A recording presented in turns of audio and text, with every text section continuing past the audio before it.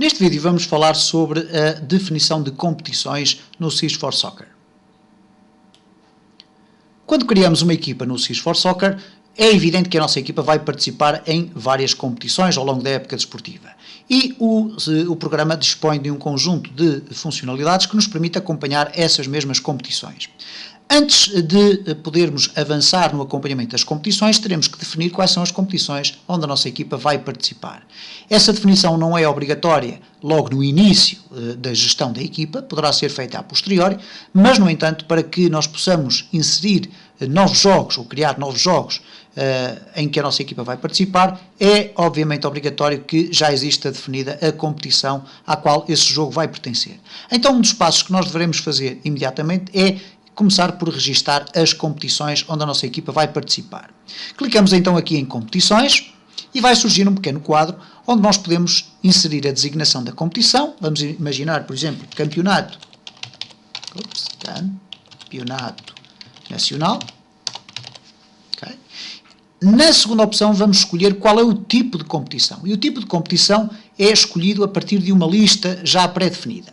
Pode ser um campeonato, e neste caso estamos a falar do modelo de campeonato que é o modelo normal ao qual estamos habituados. Neste caso, todas as equipas jogam umas contra as outras em duas mãos, ou neste caso numa primeira volta e numa segunda volta, e portanto se eu definir aqui campeonato e clicar em gravar, automaticamente a minha competição será deste tipo.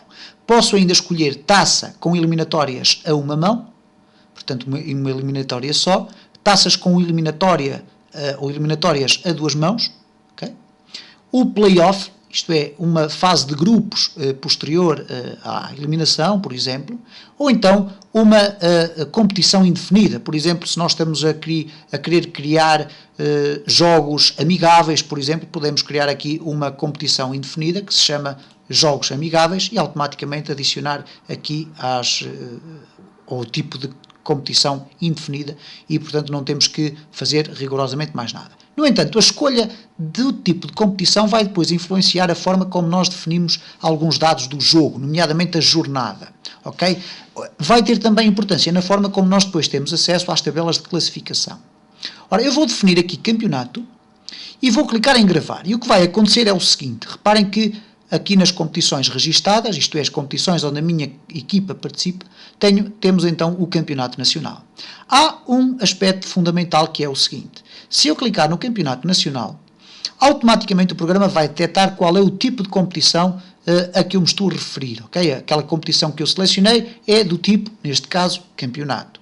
Ora, por isso mesmo, vão aparecer aqui as opções da competição. Se eu clicar nas opções da competição, uma vez que é uma competição do tipo campeonato, eu vou poder definir alguns dados adicionais, nomeadamente os pontos a atribuir por vitória, que eu aqui vou colocar 3, os pontos a atribuir por cada empate, 1, e os pontos a atribuir por derrota, que neste caso é 0.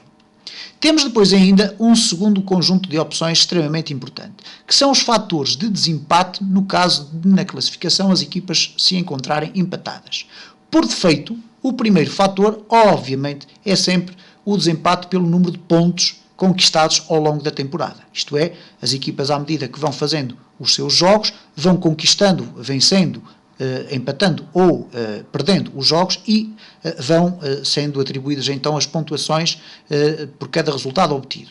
No entanto, nós podemos definir quais são os restantes fatores que servirão de hierarquia no desempate das equipas. E então podemos selecionar pontos em confronto direto, isto é, quando duas equipas se encontram empatadas, o programa irá verificar se existe ou não um confronto direto e, nesse confronto direto, qual foi a equipa que obteve mais pontos, o gol average em confronto direto, mais golos marcados no campo adversário, gol average em toda a competição, número de vitórias em toda a competição e os golos marcados em toda a competição. E, portanto, são estes os fatores que podem ser escalonados aqui, e reparem, se eu clicar aqui nesta tecla, eles vão ser escalonados exatamente pela ordem que aqui estão, é uma forma mais rápida de os escalonar. No entanto, se nós quisermos alterar a ordem, pois muito bem, poderei aqui definir a alteração da ordem e depois gravar aqui em baixo, ok? Vou clicar aqui em gravar, dados gravados com sucesso, e portanto temos aqui as opções desta competição registadas como pretendido. Se eu adicionar aqui uma competição, por exemplo, amigável,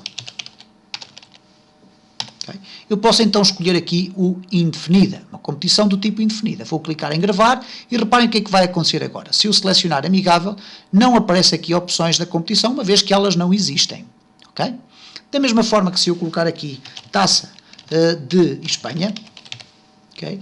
Vamos dizer que é uma taça com eliminatórias a 2 mãos.